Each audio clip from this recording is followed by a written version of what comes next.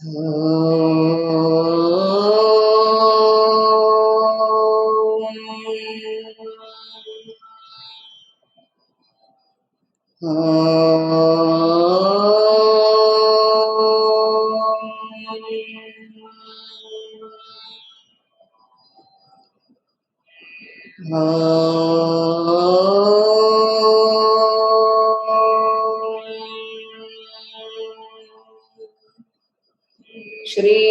गुरुभ्यो नमः। हरिः ओम्। नारायणं नमस्कृत्य नरं चैव नरोत्तमं देवीं सरस्वतीं व्यासं ततो जयमुदीरयेत्। ॐ सच्चिदानन्दरूपाय विश्वोत्पत्त्यादिहेतवे तापत्रय विनाशाय श्रीकृष्णाय वयं नमः।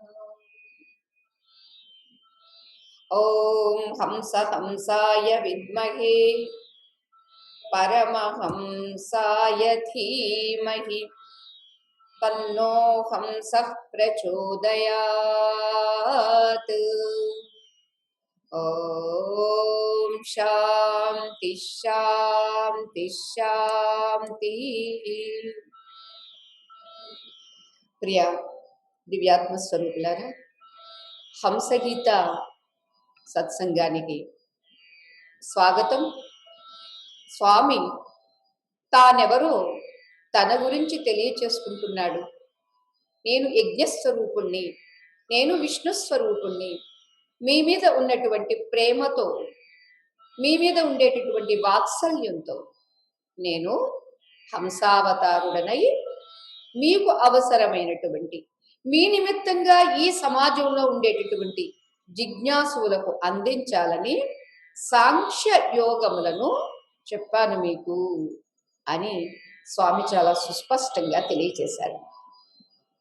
అంతేకాదు, ఇంతవరకు ఏ సాంఖ్య యోగముల గురించి తాను తెలియచేశారు, మరి అతని వైభవం ఏమిటి అని తన మహిమను తానే చెప్పుకుంటున్నాడు స్వామి.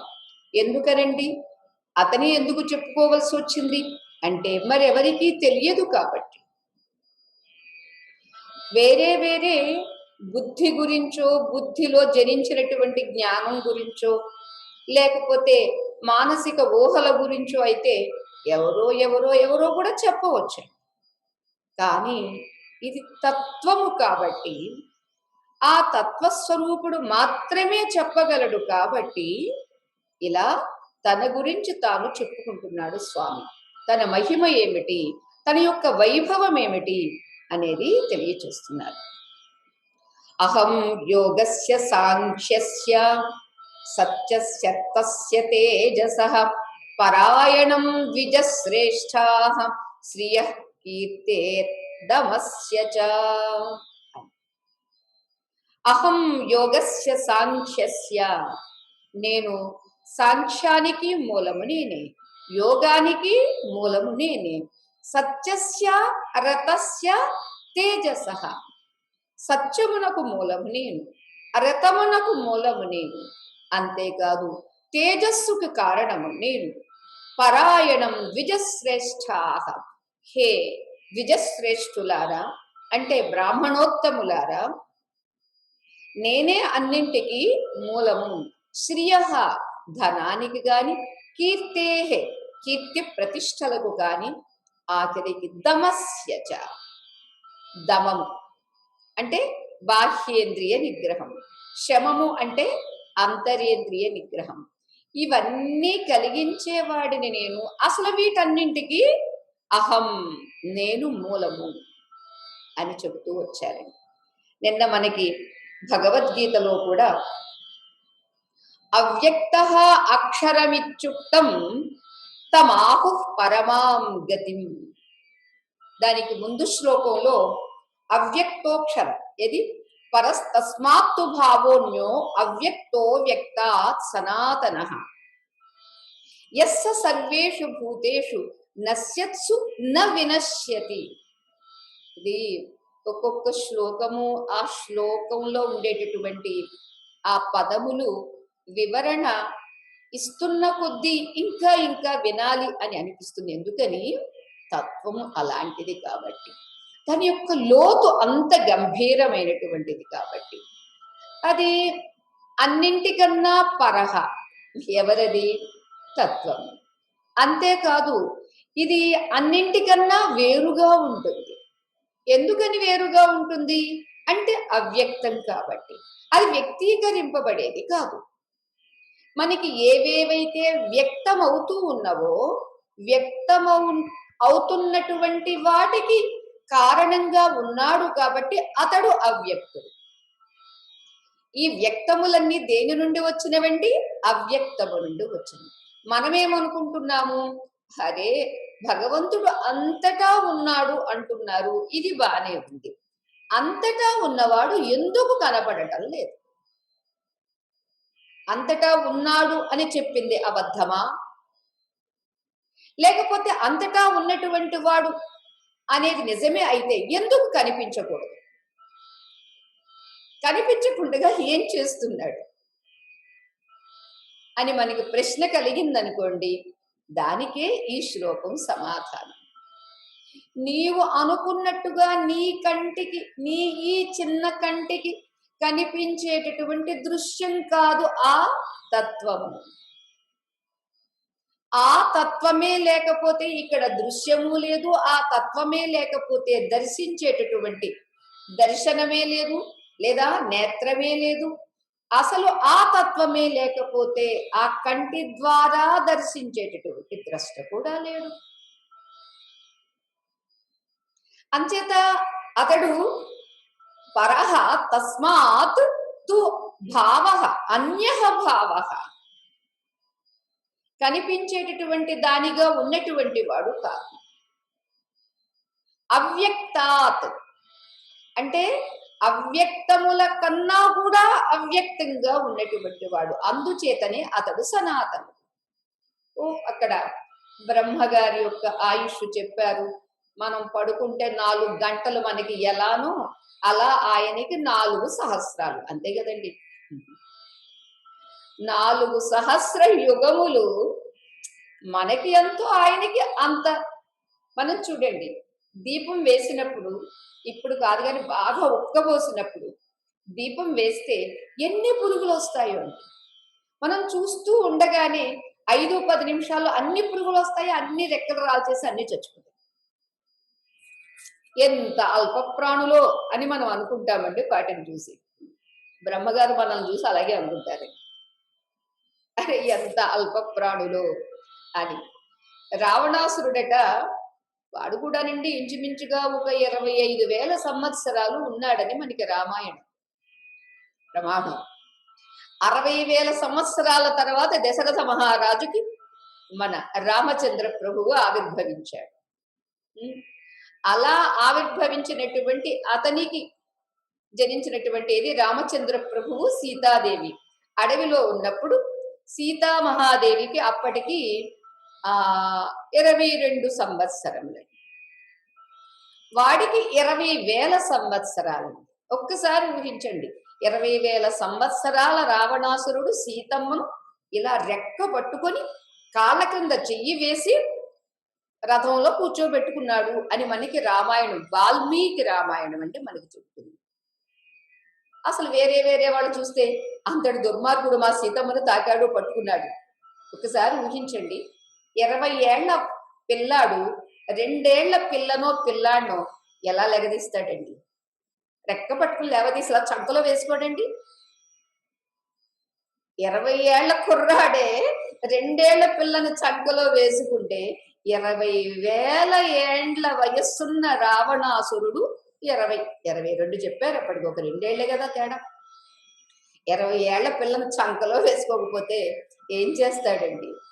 అంతటి రావణాసురుడట వాళ్ళ తాతగారు అన్నారట, అతను చెంపట్టుకుని వెళ్ళాడటండి, తిరిగి వచ్చే లోపుగా రావణాసుడు పుట్టడం జరిగిందటండి, రావణాసుడు చావడం జరిగిందటండి. అరే ఎంత అల్పాయుష్యుడు వీడు అని అనుకున్నాడట వాళ్ళ తాతగారు. ఉమ్, ఇలా పెద్ద పెద్ద అంటే దీర్ఘాయుష్షు ఉన్నటువంటి వాళ్ళతో పోలిస్తే మన ఆయుష్ ఎంతండి, చాలా స్వల్పం. ఇది ఆ పురుగును చూసి అయ్యో పాపం అని మనం అనుకుంటాం, చీమనో దోమనో చూసి అయ్యో పాపం అనుకుంటాం. మన ఆయుష్యం చూసి కూడా బ్రహ్మగారు అయ్యో పాపం అనుకుంటారు. సరే, ఇక ఎవరు బకదాఢ్యుడు, తర్వాత సౌభరి మహర్షి, ఇలాంటి వాళ్ళ ఆయుష్తో చూస్తే మనం ఏదో చిన్న పిట్టల్లాగా లేదా చిన్న చీమల్లాగా దోమల్లాగా అనిపిస్తామంటే, ఎందుకు ఇది ఇంత మనం చెప్పుకోవాల్సి వస్తుందంటే, ఎన్నేళ్లు బ్రతికాము అని కాదు, ఉన్నన్నేళ్ళని మనం ఎలా సార్థకం చేసుకోవాలి. కారణమైనటువంటి వాడు ఎవడు, ఆ తత్వస్వరూపుడు ఎవడు, సాంఖ్యాన్ని ప్రబోధించినటువంటి వాడు, అన్నింటికీ మూలం ఎవడు, వాడిని పట్టుకుని తీరాలి. నిన్న చెప్పారే మనకి అనుసాల్వుడు కథ, ఏం మజా చేస్తాడండి స్వామి. అనుసాల్వుడు కోరిక తీర్చడం కోసం 3 సార్లు దెబ్బలు తింటాడండి వాడితోటి. మరలా పాపం వాళ్ళ ఆవిడతోటి చివాట్లు తింటాడండి. ఏం మాయండి, ఏం మజా అండి. ఆయనకే చెల్లండి. అంచేత సత్యభామ యొక్క పాత్రను మనందరికీ గుర్తు చేశారు. ఆశ్చర్యం ఏమిటంటే, ఆయన దేనికి అభిమానపడడండి. మనం ప్రతి చిన్నదానికి అభిమాన పడతామండి. ఎవరన్నా ఎంత మాట అంటే, అయ్యి బాబా ఇంకేంటో శరీరం అంతా రంధ్రాలు పడిపోయి రక్తం కారిపోయినట్టుగా ఫీల్ అయిపోతామండి. స్వామికి అదేమీ ఉండదండి. రుక్మిణీదేవి ప్రేమలేఖ రాస్తే ఆ ప్రేమలేఖ అందుకున్న శ్రీకృష్ణుడు గొల్లవాడి వేషం వేసుకుని రుక్మిణి యొక్క అన్న రుక్మి కనిపిస్తే వెళ్ళి కాళ్ళకు దండం పెట్టేశాడండి. ఎవరు? కృష్ణుడు. ఎంత కూడా అభిమానం ఉండదండి. అర్జునుడు అడిగాడు, అదేమిటి ఆయనకి దండం పెట్టావేంటి నువ్వు అని అంటే, అంటాడు కృష్ణుడు, ఏమో తర్వాత ఆయన ఆశీస్సులు తీసుకోవడానికి ఆయన ఉంటాడో ఉండడో అని ముందుగానే దండం పెట్టేశాను. ఎందుకని మరలా పెళ్ళి అయిన తర్వాత యుద్ధం చేస్తాడు కదా, యుద్ధంలో ఆయన మరణిస్తాడని చదువు ముందుగానే. అంటే అయ్యో కాళ్ళు పట్టుకోవడం చిన్నతనమేమో, అక్కడ ఏదో జరిగితే అవమానమేమో, ఏ రకమైనటువంటిది లేదు. ఎందుకో తెలుసా అండి, అదే ఇక్కడ చెబుతున్నాడు. అహం యోగస్య సాంఖ్యస్య సత్యస్య రతస్య తేజసః పరాయణం ద్విజశ్రేష్ఠాః శ్రియ కీర్తే దమస్య చ. అన్నింటికీ మూలము నేనే, అన్నీ నేనే, అసలు నేను కానిదంటూ ఏది లేదు. అటువంటిప్పుడు ఎవరికో కాళ్ళు పట్టుకోవడం ఏమిటండి? మీకు ఇది కూడా తెలుసు కదా, సత్యభామ కాళ్ళు కూడా పట్టుకున్నాడు మన స్వామి అని. అదే మనకి చాలా విశేషంగా కూచిపూడి భరతనాట్యంలో చూపిస్తూ ఉంటారండి. భామనే సత్యభామనే అని ఆమె వయ్యారం పోతూ పోతూ ఉంటే పాపం శ్రీకృష్ణ పరమాత్మ ఎంతగా ప్రతిమలాడతాడు అంటే ఆమెకు అంతటి ప్రాధాన్యత ఉందన్నమాట. ఎందుకని అన్నీ తానే అయినప్పుడు కాళ్ళు పట్టినా పట్టించుకున్నా జుట్టు పట్టినా ఏమి చేయించుకున్నా, గొల్ల పిల్లలతో ఏం చేశాడండి చిన్నప్పుడు, వాళ్ళు భుజాలు ఎక్కి కూర్చున్నారు, స్వామి భుజం మీదకి వాళ్ళు ఎక్కారండి. వాళ్ళ భుజాల మీదకి స్వామి ఎక్కడం కాదు, స్వామి భుజాల మీదకి ఎక్కారు, వీపు మీదకి ఎక్కారు, చల్ చల్ గుర్రం అన్నారు, ఎన్ని చేయించుకున్నాడు బ్రహ్మగారు. అరే అని ఆశ్చర్యపోయి ముక్కు మీద వేలేసుకున్నాడండి. ఏమిటి ఇతడా, ఇతడు నన్ను కన్న తండ్రా? కాదు కాదు, పరీక్షిద్దాము అనుకున్నాడు. పాపం పరీక్షింపబడ్డాడు బ్రహ్మగారు. అందుచేత భగవంతుని యొక్క లీలలు, భగవంతుని యొక్క మహిమను మనం అర్థం చేసుకోలేమండి. పాపం అనుసాల్వుడికి ఏమిటి అసలు ఏం జరిగింది? కర్ణుడు పుత్రుడు వృషపర్వుడు చేతిలో 16 ఏళ్ల కుర్రాడి చేతిలో ఓడిపోయినటువంటి అనుసాల్వుడు శ్రీకృష్ణ పరమాత్మను 3 సార్లు బాణం వేసి కుట్టేశాడండి.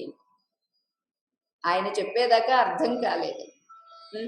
3 రోజుల నుంచి అశ్వమేధ యాగం అశ్వమేధ యాగం అశ్వమేధ యాగం అంటూ చెప్పుకుంటూ వస్తున్నారండి. ఒక భారతానికి భాగవతానికి వింటున్న కొద్దీ ఏమిటో ఎక్కడి నుంచి వస్తుందో తెలియదండి ఆ రసం. భోజనం చేస్తున్నా చెయ్యకపోయినా కానీ ఇది మాత్రం చేస్తూ ఉంటే ఎంత హాయిగా ఉంటుందండి, ఎంత రసం ఊరుతూ ఉంటుందండి. కొత్త కొత్త రసాలు మనకి గోచరిస్తూ ఉంటాయి. అంచేత ఇక్కడ శ్రీకృష్ణ పరమాత్మ తాను చూడడానికి కాస్త ఆ ఆకృతిగా రూపంగా కనిపిస్తూ ఉన్నప్పటికీ ఎన్ని ఆకృతులకి ఆధారము తానే అనేదే మనకి ఇక్కడ తెలియచేస్తూ ఉన్నాడండి. అహం యోగస్య సాంఖ్యస్య, నేనే యోగమునకు మూలము, సాంఖ్యమునకు మూలము. చెప్పుకున్నాం కదా, సాంఖ్యము అంటే తత్వజ్ఞానం. ఏ తత్వజ్ఞానం? మనకి కంటికి కనిపించేది ఏదీ కాదండి, కనిపించేదానికి ఆధారంగా ఉన్నటువంటిది. మరలా మనం మొదటికి వద్దాము. అంతటా ఉన్నటువంటి వాడిని ఎలా పట్టాలి? యశోదమ్మ పట్టింది కదండి, ఎలా పట్టిందంటారు? మరి మనం కూడా ఆ మార్గాన్ని వెళితే తప్ప పట్టడండి. అంచేతనే అనుసాల్వుడు కోపంగా ఉండి కూడా కృష్ణుడితో యుద్ధం చెయ్యాలని సంకల్పించాడు. తథాస్తు అన్నాడు. మరి మనం కూడా సంకల్పాలు చేద్దాము. భగవంతుడితోటి ఏ రకంగా పెట్టుకున్నా పర్వాలేదండి, సంబంధం మాత్రం పెట్టుకోవాలి. కామోత్కంఠత గోపికలు భయమునం కంసుండు వైరక్రియా సామగ్రిని శిశుపాల ముఖ్య నృపతులు సంబంధులై విష్ణు ప్రేమన్ మీరలు భక్తిన్ మేము ఇదే చక్రిన్ గంటెం. ఎట్లయినా ఏ దారిలో వచ్చినా పర్వాలేదండి. ఏమిటి అక్కడ కావాల్సింది? ఉద్దామధ్యాన గరిష్ఠుడైన హరిన్ చందన్వచ్చు ధాత్రీశ్వర అన్నారు. అంచేత మనం కూడా ఏదో ఒక మార్గం ఎంచుకోవాలండి. గోపికల మార్గమా, లేకపోతే అనుసాలుడు శిశుపాలుడు వంటి అందరికీ దర్శనమిచ్చావు, నాకు అంతటా ఉన్నవాడు అసలు ఎందుకు కనపడవు, అసలు ఏమనుకుంటున్నావు, నన్ను నువ్వు లెక్క పెట్టవా ఏమిటి అని గొడవన్న పెట్టుకోవాలంటే తప్పుతుందా? మరి ఉద్దామధ్యాన గరిష్టత మనకి కావాలి అంటే ఏదో ఒక మార్గం తీసుకోవాల్సిందే. వైరక్రియతో వాళ్ళు వెళ్ళారు, శిశుపాల దంతభక్తులు మొదలైనటువంటి వాళ్ళు. అంచేత ప్రేమన్ మీరలు, ధర్మరాజాదులు ప్రేమతో వెళ్ళారు. భక్తిన్ మేము, ఎవరు? నారద మహర్షి మొదలైనటువంటి వాళ్ళు భక్తితో మేము వెళ్ళాం. ఉత్కంఠమైనటువంటి కామంతో గోపికలు వచ్చారు. ఎలా వచ్చినప్పటికీ, ఎలా వెళ్ళినప్పటికీ లక్ష్యం ఏమిటి? అంతటా ఉన్నటువంటి ఆ అంతర్యామిని పట్టుకోవాలి. మరలా ఎలా పట్టుకోవాలండి? పట్టుకోవాలి పట్టుకోవాలి అంటున్నారు, ఎలా పట్టుకోవాలి అని అంటే అనన్య చేతా సతతం యో మాం స్మరతి నిత్యసహ. ఆయనే చెప్పుకున్నాడు. మీకై మీరు పట్టుకోవాలంటే మీ తరం కాదు. ఎలా? అనన్యమైనటువంటి భక్తి. మరలా అనన్యత, దీని గురించి మనం వివరించుకుంటే కూడా బహుశా అర్థం కాదేమో అనిపిస్తుందండి. అన్యము మరొకటి ఏమీ లేదండి, ఉన్నది ఒక్కటే, ఆయన ఒక్కడే. అన్యం లేదంటారేమిటండి? ఎన్ని కనిపిస్తూ ఉన్నవి. ఇక్కడే మనకు వచ్చినటువంటి ఫాల్ట్. ఇన్నింటిని మనం చూస్తున్నాము. భక్తుడు ఏం చేస్తాడు? అసలు ఇన్ని లేవు అన్నీ లేవు, ఉన్నది ఒక్కటే. ఎలా చూస్తాడండి? ఆయనకి ఏమైనా స్పెషల్ సైట్ ఏమైనా ఉంటుందండి? ఎలా చూస్తాడు అని అంటే అనన్యమైనటువంటి జ్ఞానము కలిగినప్పుడే అనన్యమైనటువంటి భక్తి కలుగుతుంది. ఏమిటి అక్కడ అనన్య జ్ఞానము? ఉన్నది ఒక్కటే అన్నప్పుడు బ్రహ్మమొక్కటే పరబ్రహ్మమొక్కటే అని అన్నమాచార్య స్వామి అన్నారు. ఏకం సత్ విప్రా బహుధా వదంతి అని శాస్త్రాలు చెబుతూ ఉన్నది. సత్యం జ్ఞానమనంతం బ్రహ్మ, బ్రహ్మ సత్యం జగన్మిథ్య. మీరెంతైనా చెప్పండి, ప్రపంచమో చాలా గొప్పదని చెప్పండి, కానీ ప్రపంచము మిథ్య, ఉన్నది మాత్రం ఏమిటది? బ్రహ్మ. ఆ జ్ఞానం దృఢపడింది అనుకోండి. దృఢపడిన జ్ఞానంతో చూసినప్పుడు ఏదేది చూసినా, సపోజ్ ఒక రిమోట్ కనిపించింది. ఈ రిమోట్ ని మనం పైన చూస్తున్నాము. ఈ రిమోట్ గా ఏర్పడినటువంటి పరమాణువులు ఏమిటి? ఆ పరమాణువుల యొక్క ఆ సంయోగము ఏమిటి? పరమాణువు అంటే దానికి మూలం ఏమిటి అని మనం గమనించినప్పుడు దానికే పరమాణువుకే సింపుల్ గా పరమాత్మ అన్నారు. పరమాత్మ అని అన్నప్పుడు శ్రేష్టమైనటువంటిది ఆత్మ. ఆ శ్రేష్టమైన ఆత్మయే అన్నింటా ఉంది. అంచేత మనం ఏం చేస్తున్నాం? పైన కనిపించేదాన్ని చూస్తూ ఉన్నాం. శ్రీకృష్ణ పరమాత్మ రుక్మి దగ్గరికి వెళ్తూ ఉంటే అర్జునుడు అంటాడు, కృష్ణ నువ్వు వెడుతుంటే గుర్తుపట్టేస్తాడేమో నీవు అని. అతనేమిటి, నువ్వే గుర్తుపట్టలేకపోయావు నేనెవరునో, అతడెలా గుర్తుపడతాడు అన్నాడు. అర్జునుడు అలా తెల్లముఖం వేసుకుని ఉంటాడండి. అర్జునుడికి తెలియదండి, నిజంగా తెలియదండి. మన భాషలో చెప్పాలంటే కృష్ణుడు అని తెలుసండి. కృష్ణుడు అంటాడు, అసలు నేనెవడో నీకు తెలిస్తే కదా ఆయనకి తెలియడానికి అంటాడండి. సుభద్ర అంటుంది, మా చిన్నన్నయ్య మాటలు నాకే కాదు మా పెద్దన్నయ్య కూడా అర్థం కాదు అంటుంది సుభద్ర. నిజం కదండి, మనందరికి ఇంకెక్కడ అర్థం అవుతాయండి వాళ్ళ పెద్దన్నయ్యకి. ఎవరు, ఆదిశేషుడు. ఒకటా రెండా మూడండి, ఎన్ని తలలు ఉన్నాయండి ఆయన. అన్ని తలలున్న ఆయనకి అర్థం కాకపోతే ఏదో ఒక చిన్న తల ఉన్న మనకి ఏం అర్థం అవుతుంది చెప్పండి. అంచేత అప్పుడు అర్జునుడు కూడా అర్థం కాకుండా చూస్తాడనమాట. కనిపించే ఈ రూపం నేను కాదు, నేనెవరో నీకు తెలిస్తే కదా ఆయనకి తెలియడానికి అని అనడానికి గల కారణము అదే అన్నమాట. అంచేత పరమాత్మ అని అన్నప్పుడు సచ్చిత్ ఆనంద స్వరూపమే అతని నిజస్వరూపం. మిగిలివన్నీ వేషాలు వేసుకుని వచ్చినటువంటి వేడు. చెప్పాలంటే మన ఈ వేషాలు కూడా ఆయన వేషాలే అండి. మనం ఏం చేస్తామంటే పైకి కనిపించేటటువంటి వేషాలను చూస్తున్నాం కానీ వేషిని చూడలేకపోతున్నాం. అయితే ఆ వేషిని చూడాలంటే ఈ కన్ను కాదు సుమా. అందుచేతనే అనన్యత్వము, ఆ బ్రహ్మతత్వమే ఉన్నది అనేటటువంటి అనన్య జ్ఞానము దృఢపడినప్పుడు అనన్య భక్తి అనేది కుదురుతుందే తప్ప జ్ఞానం లేకుండా అనన్య భక్తి అంటే అదేంటండి ఇన్ని కనిపిస్తున్నది. కళ్ళు తెరిస్తే ఎంతటి నానాత్వం అండి, ఎంతటి నానాత్వం ఏకత్వం ఎలా గుర్తిస్తామండి అని అంటే ఏకత్వ జ్ఞానము కలిగినప్పుడే ఆ ఏకత్వ తత్వమందు భక్తి కలిగే వీలుంది తప్ప ఏకత్వ జ్ఞానం కలగకుండగా, అనన్య జ్ఞానం కలగకుండగా అనన్య భక్తి అనేది ఏర్పడదు. ఆ అనన్య జ్ఞానం కలగాలంటే కూడా ఏం చెయ్యాలండి, అన్యథా శరణం నాస్తి త్వమేవ శరణం. మళ్ళా శరణాగతి కోరడం. ఉద్దాలకుడు శ్వేతకేతు కథ చెప్పారే, భగవంతుడు ఎలా ఉన్నాడు అంతటా, మరి అంతటా ఉంటే ఎందుకు కనిపించటం లేదు? ఉపమానం ఏం చేశారండి, ఉప్పు తీసుకురమ్మన్నారు, నీళ్లల్లో వేయమన్నారు. నీళ్లల్లో ఉప్పులా భగవంతుడు అంతటా ఉన్నాడు. పై నీళ్లు తాగినా ఉప్పగానే ఉన్నాడు, మధ్య నీళ్లు తాగినా ఉప్పగానే ఉన్నాడు, చివరి నీళ్లు తాగినా ఉప్పగానే ఉన్నాడు. మరి ఇప్పుడు భగవంతుడు ఎలా ఉన్నాడు, నీళ్లల్లో ఉప్పు వలె ఉన్నాడు. ఇంకా చెప్పాలంటే అది కూడా సంపూర్ణమైనటువంటి దృష్టాంతం కాదండి. నీళ్లు భగవంతుడే, నీళ్లల్లో ఉన్న ఉప్పు భగవంతుడే. అందుచేతనే జలములలో రసమును నేను, భూమిలో గంధమును నేను అని అంటూ విభూతి యోగంలో తన యొక్క మహిమను వైభవాన్ని విస్తారంగా చాటుకుని వచ్చాడండి స్వామి.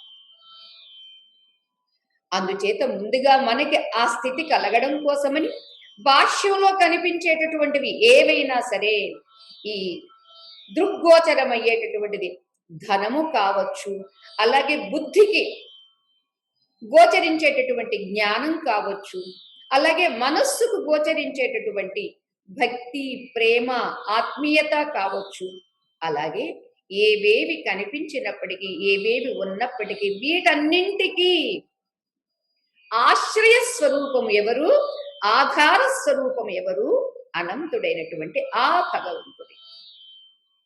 ఇక కొంతమందికి పాండవులకు కీర్తి లభించింది. ఈ కీర్తి ఎవరిదండి, కీర్తి స్వరూపుడు ఎవరు?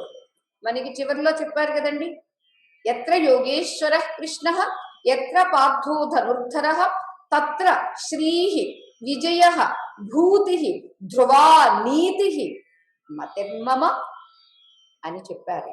ఎవరు? చివరికి సంజయుడు చెప్పినటువంటి మాట. ఎక్కడైతే యోగేశ్వరుడైనటువంటి శ్రీకృష్ణ పరమాత్మ, ఎక్కడైతే ధనుర్ధారి అయినటువంటి అర్జునుడు, ఎవరండి ఈ ధనుర్ధారి అంటే నరులైనటువంటి మనందరికీ ఆయన ప్రతినిధి. యత్నశీలుడు, అటువంటి యత్నశీలత మనకి కూడా ఉన్నప్పుడు మనతో పాటుగా స్వామి కూడా అంతటా ఉంటాడు. అంచేత యోగేశ్వరుడైనటువంటి కృష్ణుడు, ధనుర్ధారి అయినటువంటి పార్థుడు ఎక్కడ ఉంటారో తత్ర శ్రీహి ఐశ్వర్యము ఉంటుంది. విజయము, ధనమున్న చోట అల్లా విజయం వస్తుంది అనేది గ్యారంటీ లేదండి. విజయము కూడా కలుగుతుంది. తత్ర శ్రీహి విజయ భూతి, ఇవి కూడా అన్ని విభూతులు అక్కడే ఉంటాయి. కీర్తి అక్కడే ఉంటుంది. ధ్రువా నీతి, డబ్బున్న చోట నీతి ఉండే అవకాశం చాలా తక్కువ ఉంటుందండి. కానీ ఇక్కడ కృష్ణుణ్ణి అర్జునుణ్ణి శ్రీకృష్ణ పరమాత్మని హృదయంలో నిలుపుకొని అర్జునుణ్ణి బుద్ధిలో నిలుపుకొని జీవితం సాగించిన నాడు ఇవి 4 తప్పనిసరి ఉంటాయి. ఇది నా అభిప్రాయము అని వ్యాస భగవానుడు అందించినటువంటి ఉపదేశాన్ని మనకి సంజయుడు తెలియచేస్తారు. అంచేది ఇక్కడ భగవంతుడు అంతటికీ అన్నింటికి నేనే. అంచేత ఏదేది యజ్జద్ విభూతి మత్సత్వం శ్రీమదూర్చితమే భవ తత్తదేవ అవగచ్చత్వం మమ తేజోంస సంభవ. ఎక్కడెక్కడైతే ఏ విభూతులు ఉన్నవో అదే మనకి విభూతి యోగంలో చెప్పారు.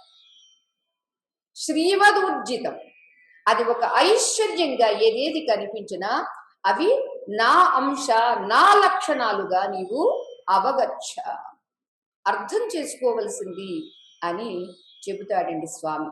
ఇక ఇక్కడ మనం యోగము సాంఖ్యము, సాంఖ్యము అంటే తత్వము, యోగము అంటే తెలిసిన ఆ తత్వంతో ఏకమై మిగలడమే. కేవలం శ్రవణం చేశాము లేకపోతే ప్రవచనం చేశాము అని మాత్రమే ఊరుకోక దానితో కలవాలి. యోగము జస్ట్ టు మీట్, ఏకం కావాలి. అంచేత తత్వజ్ఞానం ఎప్పుడైతే మనకి దృఢంగా కలిగిందో యోగం కూడా దానితో కలిసి ఉంటుంది. అంతేకాదు సత్యస్య రతస్య తేజస, సత్యం ఏమిటండి? సత్యం బ్రూయాత్, సత్యం వద, ధర్మం చర. ఇప్పుడు దాన్ని కాస్త అల్పప్రాణ మహాప్రాణ తేడాలు తెలియట్లేదని మన తెలుగు టీచర్లకు కానీ పిల్లలకు కానీ. సత్యం వద అని చెప్పడానికి సత్యం వధ, అవునండి సత్యాన్ని వధిస్తూ ఉన్నారు. ధర్మం చర, చర కాదండి చర, ధర్మాన్ని ఆచరించడానికి ధర్మాన్ని కాస్త బందీ చేయండి, చెరసాల్లో పడేయండి. సత్యము అంటే సత్యాన్ని మాట్లాడడము అనేటటువంటిది ఒకటైతే సత్యం బ్రూయాత్ ప్రియం బ్రూయాత్ న బ్రూయాత్ సత్యమప్రియం ఏష ధర్మ సనాతన. సత్యమే మాట్లాడాలి, ఆ సత్యము కూడా ప్రియంగా మాట్లాడాలి, ప్రియమైతేనే మాట్లాడాలి, ప్రియం కాదు. న బ్రూయాత్ సత్యమప్రియం, అప్రియమైనటువంటి సత్యాన్ని చెప్పవద్దు.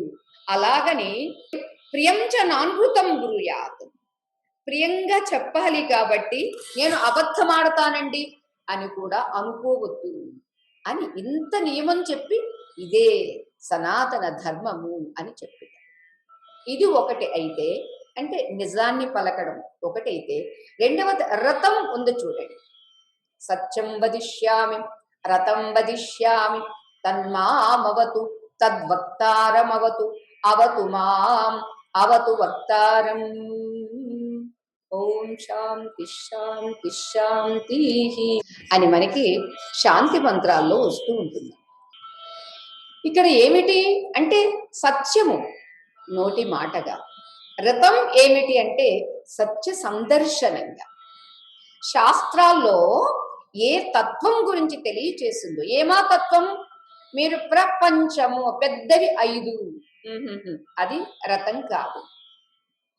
5ంటిగా కనిపించడానికి ఆధారమైనటువంటిది ఏమిటో, ఏ తస్మాదాత్మనః ఆకాశ సంభూతః, ఏ తస్మాదాత్మనః ఈ ఆత్మ నుండి. ఏ ఆత్మ? ఆ ఆత్మ రతం, ఆ ఆత్మ సత్యం. అంచేత ఆత్మ నుండి ఆకాశం వస్తే ఆకాశాద్ వాయు, వాయోరగ్ని, అగ్నేరాపః, అభ్యః పృథివీ అని ఇలా క్రమంగా పృథివీ నుంచి ఓషధులు, ఓషధుల నుంచి అన్నము, అన్నము నుంచి పురుషుడు, ఇలా క్రమశః సృష్టి చెప్పారు. ఎంత క్రమ సృష్టి చెప్పినప్పటికీ సత్యం ఏమిటి, రతం ఏమిటి అని అంటే సర్వశాస్త్రాలు ఏ తత్వం గురించి ఘోషిస్తూ ఉన్నవు. సర్వోపనిషత్తులు ఏ తత్వం గురించి ఉపదేశిస్తూ ఉన్నదో అదిగో ఆ తత్వమే రథం. అటువంటి రథము కూడా నేనే అని స్వామి చెబుతూ ఉన్నాడు. తేజస్సు, ఇవాళ అగ్గిపుల్ల తీస్తే వెలుగు వస్తుంది, పొయ్యి వెలిగిస్తే వెలుగు వస్తుంది. మనం పగటి వేళ సూర్యప్రకాశము, రాత్రి వేళ చంద్రప్రకాశము, తారల ప్రకాశం, అంతేకాదు మన కళ్ళల్లో కాంతి. ఈ ప్రకాశమంతా ఎవరిదండి? ఈ తేజస్సు ఎవడండి? ఎవరిది?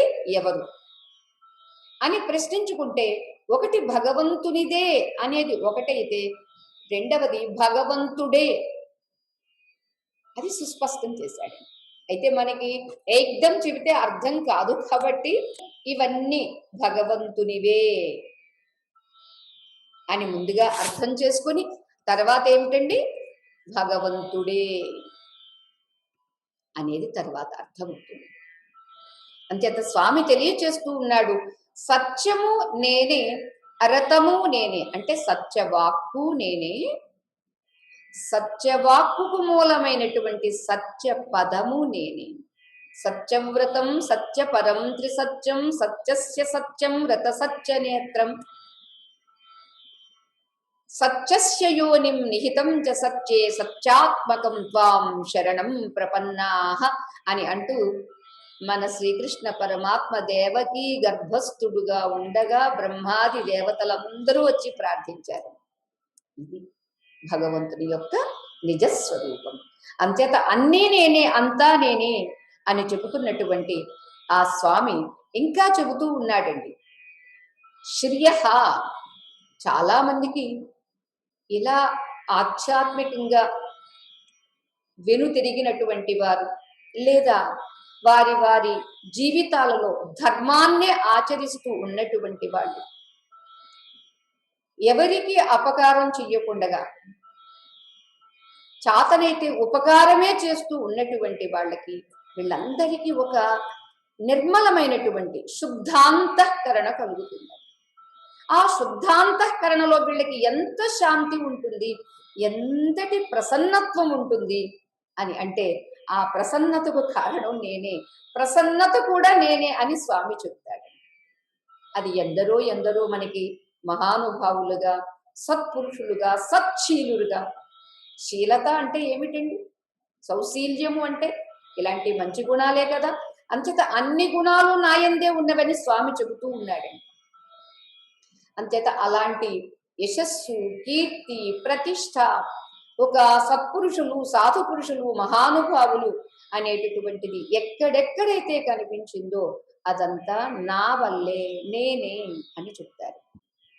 పరమాచార్య స్వామివారిది ఒక విషయం చెప్పుకుందామండి. ఒకసారి స్వామివారు ఆశ్రమంలో ఉండగా టపాసులు బాగా వినిపిస్తున్నాయండి. అక్కడ ఉన్నటువంటి పరివారాన్ని అడిగారు, ఏమిటి టపాసులు ఎంత విశేషంగా వినిపిస్తున్నవి అని అంటే, అమ్మ కామాక్షమ్మ రథారూఢమై యాత్ర చేస్తూ ఉన్నారు, శోభాయాత్ర అంతా ఊరేగింపుగా వస్తుంది అమ్మ అన్నారు. అంటే అప్పుడు స్వామివారు అన్నారు, అయితే నడవండి నడవండి మనం కూడా వెళదాము అన్నారు. అంటే వాళ్ళల్లో ఒకడు అన్నాడు, లేదండి మనం వెళ్ళేసరికి అమ్మవారు లోపలికి వెళ్ళిపోతుందండి, తలుపులు వేసేస్తారండి అని అన్నాడు. అంటే పరమాచార్య స్వామి వారు అదేమీ వినిపించుకోలేదు. నడవండి నడవండి వారు ముందుకి తలుపు తీసేసుకుని వెళ్ళిపోతున్నారండి. నడిచే దేవుడే తప్ప వారు వాహనాలెక్కే దేవుడు కాదు కదండి. వారు నడిచి వెళ్ళిపోతూ ఉంటే ఇక వీళ్ళు విధి లేక వెనక. ఆశ్చర్యం ఏంటంటే అండి, పెద్దల దగ్గర అందరూ పెద్ద బుద్ధులతోటే ఉంటారని గ్యారంటీ లేదండి. రకరకాల బుద్ధులతో ఉంటారని, ఎవరి స్థాయి వాళ్ళదే కదండి.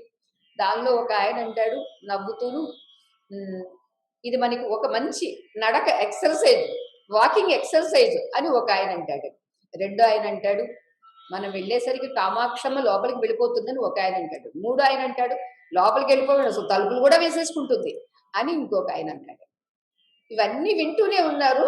స్వామివారు చాలా వేగంగా వెళుతున్నారు. వెళుతున్న దారిలో గణపతి గుడి కనిపించిందట. ఆ గణపతి గుడి దగ్గరికి వెళ్ళి ఇలా మనం పెద్దల దగ్గర నోటికి ఇలా అడ్డం పెట్టుకుని మాట్లాడతాం కదండి, అలా పరమాచార్య స్వామి వారు గణపతికి పెద్ద పెద్ద చెవులు కదా, ఆయనకేంటి పాపం, ఆ చెవి దగ్గరికి వెళ్ళి వేరే ఏదో మాట్లాడారట. అంతే మాట్లాడారు, నడుచుకుంటూ వెళుతున్నారు. వారు చాలా వేగంగా వెళుతుంటే కొంతమంది వీళ్ళు పరుగులెత్తుకుంటూ వెళుతున్నారు. ఇంతకు అక్కడ జరిగింది ఏమిటి అంటే, రథం ఆగిపోయింది. రథం ముందు ఏనుగు కాస్త బైఠాయించింది. ముందుకు వెళ్ళమంటే తోలుతుంటే అసలు ముందుకు వెళ్ళదే, కదలకుండా ఉండిపోయింది. పరమాచార్య స్వామి వారు వెళ్ళారు, కామాక్షమ్మను దర్శనం చేసుకున్నారు. అందరూ చూసి పరమాచార్య స్వామి వారు వచ్చారని హారతలు ఇచ్చారు, ఆహ్వానం పలికారు. అంతా అయిన తర్వాత మరలా ఏనుగు దగ్గరికి వెళ్ళి ఆ ఏనుగుకు తాకి అయిపోయింది, ఇక వెళ్ళవచ్చు అన్నారట. అంతే, అప్పుడు కదిలిందండి. అన్నారు, ఎందుకో మాకు కారణం తెలియలేదు, ఏనుగు కదలట్లేదు, ఏనుగు కదలక రథం ముందుకు రాలేదు, ఇవి రెండు మాకు అర్థం కాలేదు. ఇప్పుడు తమరు వచ్చి దర్శనం చేసుకున్న తర్వాత తమరు చెయ్యి వేసేసరికి ఏనుగు కదిలిందండి అన్నారు. అసలు రహస్యం ఏమిటి అంటే, ఇది రహస్యము అని ఒకసారి ప్రాసంగవశాత్తు స్వామివారు చెప్పినటువంటి మాట విని మనకి జగద్గురు బోధనలో అందించారు. ఇది ఏమిటంటే, ఇక్కడ గణపతికి చెప్పడం ఏమిటండి, ఈ వార్త ఎప్పుడు అక్కడికి వెళ్ళిందండి, ఆ ఏనుగు గారు అక్కడ ఆగిపోవడం ఏమిటండి, రథం ముందుకు సాగకపోవడం ఏమిటండి అని అంటే, బహుశా ఈనాటి వైజ్ఞానిక రీత్యా ఆలోచన చేస్తే, మనం ఇక్కడ సెల్ ఫోన్లో మాట్లాడితే అమెరికాలో ఉన్నటువంటి వాళ్ళకు కూడా వెంటనే ఈ మెసేజ్ ఎలా వెళుతుందో, అది వాయిస్ మెసేజ్ కావచ్చు, లేకపోతే టెక్స్ట్ మెసేజ్ కావచ్చు, ఎలా వెళుతుందో యంత్రంగా ఆనాడు మరి పరమాచార్య స్వామి వారు, అలానే భగవాన్ సత్యసాయి బాబా గారి విషయంలో కూడా ఎన్ని మిరాకిల్స్, ఎన్ని అద్భుతాలు. ఏమిటిది అని అంటే, వారికి దూరం లేదండి. ఇవాళ మన యంత్రాల ద్వారా దూరాన్ని మనం పక్కకు నెట్టేసి చాలా సామీప్యంగా వీడియో కాల్ వరకు మనం ఎదిగామండి. ఆ రోజు అంటే ఎంతకాలం అయిందండి, ఈ మధ్య కాలమే కదండి. అంచేత వారికి సెల్ ఫోను అవసరం లేకుండా, ఆడియో వీడియో కాల్స్ కూడా అవసరం లేకుండా ఎవరెవరి ద్వారా ఎలా వెళ్ళాలి, ఎందుకంటే పంచభూతాలకు ఆధారమైనటువంటి తత్వమే వారై ఉన్న కారణంగా అలా ఈజీగా ఒక సందేశాన్ని పంపడాలు కానీ, సందేశాన్ని స్వీకరించడం కానీ చేయగలిగారు. అది మనం గ్రహించాల్సింది. బహుశా అంత స్థాయికి వెళ్ళాలంటే ఏమో ఎన్ని జన్మలు ఎత్తారో పర్వాలేదు కానండి, లక్ష్యం మాత్రం ఇదే ఉండాలి. ఈ లక్ష్య సిద్ధి కోసం స్వామి నువ్వెన్నిసార్లు మమ్మల్ని పుట్టించినా పర్వాలేదు, నిన్ను మాత్రం పట్టుకుని విడిచిపెట్టము, నీవే మాకు దిక్కు, ఎక్కడైనా సరే ఎప్పుడైనా సరే నీవే మాకు కావాలి, నిన్నే మేము పట్టుకుని నీ చుట్టూరే మేము తిరగాలి అనేటటువంటిది సంకల్పము స్థిరం కావాలి, స్థిరం అగుగాక. మచ్చిత్త మద్గత ప్రాణాః బోధయంతః పరస్పరం కథయంతశ్చ మాం నిత్యం తుష్యంతి చ రమంతి చ అని మనకి స్వామి చెప్పాడు కదండి. అంచేత మనం ఎక్కడ ఉన్నా, ఎలా ఉన్నా, ఏ జన్మ ఎత్తినా మన చిత్తం స్వామిగత చిత్తం కావాలి, మన ప్రాణం స్వామిగత ప్రాణం కావాలి. ఏది నోరు విప్పి చెప్పుకుంటే ఆఖరికి కోపం వచ్చి తిట్టుకున్నా ఆయన్నే, అలాగే ప్రేమ వచ్చి పొగుడుకున్నా ఆయన్నే మనం చెయ్యడము అనేటటువంటిది కలిగిందనుకోండి, ఎంత హాయిగా ఉంటుంది, ఆ జన్మ ఎంత ధన్యతగా ఉంటుంది. కథయంతశ్చ మాం నిత్యం, నా గురించే ఎప్పుడు ఎవరైతే చెప్పుకుంటూ ఉంటారో తుష్యంతి రమంతి చ. ఇప్పుడు చూడండి, లౌకికంగా ఉన్నటువంటి వాళ్ళు చీర గురించో సారి గురించో చెప్పుకుంటూ, లేదా ఈ పక్క వాళ్ళ గురించో ఆ పక్క వాళ్ళ గురించో, లేదా రాజకీయం గురించో చెప్పుకుంటూ ఎంత సంతృప్తిగా, ఎంత ఆనందంగా రమిస్తూ ఉంటారు, అలా భగవంతుని గురించి చెప్పుకుంటూ, భగవంతుని ప్రబోధ గురించి చెప్పుకుంటూ, భగవంతుణ్ణే వివరించుకుంటూ ఎవరైతే ఉంటారో వాళ్ళు తుష్యంతి రమంతి, చాలా సంతోషంగా ఉంటారు, చాలా రమిస్తూ ఉంటారు అని చెప్పాడు స్వామి. అందుచేతే ఏషాం సతతయుక్తానాం భజతాం ప్రీతిపూర్వకం దదామి బుద్ధియోగం తం ఏన మాముపయాంతితే అన్నారు. ఈ రీతిగా ప్రాణము స్వామిగత ప్రాణము, చిత్తము స్వామిగత చిత్తము, స్వామి గురించే చెప్పుకుంటూ, స్వామి గురించే ఉంటూ, స్వామి గురించే వింటూ ఉన్నటువంటి వాళ్ళు ఎలా ఉంటారు? సతతయుక్తులై ఉంటారు. ఈ సతతయుక్తత ఏం చేస్తుంది అంటే సర్వత్రా ఉన్నటువంటి స్వామిని సందర్శించడానికి ప్రయత్నం చేస్తుందండి. కంటికి ఏదేది కనిపించినా ఇది కాదు, ఇది కాదు, దీనికి ఇంకోటి ఏదో కారణం ఉంది, దీనికి ఆధారంగా ఏదో ఉంది అని ఆ ఆధారాన్ని పరికించి చూడడం అనేటటువంటిది పరిశీలన అలవడుతుందండి. ఎప్పుడైతే ఆ పరిశీలన మనకి అలవడిందో ఆ పరిశీలనలో పరమార్థం ఏమిటో తెలుస్తుందండి. ఇప్పుడు మనం ఏం చేస్తున్నామండి? పదార్థాన్ని చూస్తున్నాము కానీ పరమార్థాన్ని చూడట్లేదు. ఎప్పుడైతే పరమార్థ దర్శనము మనకి అభ్యాసం అయ్యిందో పదార్థం ఏదైతే ఏముందండి? కాకభూషుండు జన్మ ఏం జన్మండది? కాకి జన్మండి. అయితే మాత్రం ఏముందండి? మహాతత్వజ్ఞాని. అంచేత జన్మ ఏది అని కాదు. జడభరతుడు దానికి ముందు జింక జన్మ ఎత్తాడు. అలాగే ఇంద్రజుమ్నుడు ఏనుగు జన్మ ఎత్తాడు. ఎవరికి ఏ ఏ జన్మ వచ్చినప్పటికీ కూడా వారి చింతన, వారి జ్ఞానము, వారి ధ్యాస, వారి చిత్తం, సర్వస్వము స్వామికి సమర్పితమై ఉన్నది. అలా ఆ రకమైనటువంటి చింతన మనకి కలిగిందనుకోండి, ఇక కావలసిందేముంది, కోరుకునేదేముంది? ఆ చింతన కోసమే మన ప్రయత్నము. ఆ చింతనలోనే అనన్య జ్ఞానము కలుగుతుంది, చింతనలోనే అనన్య భక్తి కలుగుతుంది. అప్పుడే స్వామి మనల్ని అనుగ్రహించి తీరుతాడు. అనుగ్రహిస్తాడేమో లేదో ఆహాహా సంశయించాల్సిన పనే లేదు. నసంశయ నసంశయ అని స్వామి చాలా చోట్ల చెప్పాడు. అంచేత మనం కూడా స్వామియే సర్వత్రా ఉన్నాడు, స్వామియే ఆధారంగా ఉన్నాడు అనేటటువంటి ఆ ఆధార తత్వాన్ని పరికించి పరిశీలించడం అనేటటువంటి ఆ దృష్టిని మనం కలిగించుకుందాము. కలిగించమని భగవంతుణ్ణి ప్రార్థిస్తూ మరి ఇక ఈ హంస గీత ప్రసంగాన్ని స్వామి ముగించబోతూ 40వ శ్లోకంలో మాం భజంతి గుణా సర్వే నిర్గుణం నిరపేక్షకం, నాకేమీ అపేక్ష లేదు, కానీ ఈ లోకంలో ఏ ఏ గుణములు ఉన్నవో సత్వరజస్తమో గుణములు కావచ్చు, అనంత గుణములు కావచ్చు, అన్నీ నన్నే భజిస్తూ ఉన్నవి. నేనెవరిని? గుణాలన్నీ నన్ను సేవిస్తూ ఉంటే నేను మాత్రం నిర్గుణుణ్ణి అని చెబుతూ ఉన్నాడు స్వామి. ఏమిటి ఆ తత్వం? ఏమిటి ఆ నిరపేక్ష తత్వం? ఏమిటి నిరపేక్ష తత్వమునందు మన అపేక్ష ఎలా ఉండాలి, ఎలా ఉంటే అది మనకి అర్థం చేసుకునేటటువంటి అర్హత కలుగుతుంది అనేది మనం రేపు చెప్పుకుందాం. ఓం హంస హంసాయ విద్మహే పరమహంసాయ ధీమహి తన్నో హంస ప్రచోదయాత్. ఓం శాంతి శాంతి శాంతి. లోకాః సమస్తాః సుఖినో భవంతు, సర్వే జనాః సుఖినో భవంతు, సమస్త సన్మంగళాని సంతు. హరి ఓం తత్సతు. శ్రీ గురుభ్యో నమః. హరి ఓం. జయ రాధేశ్వరి.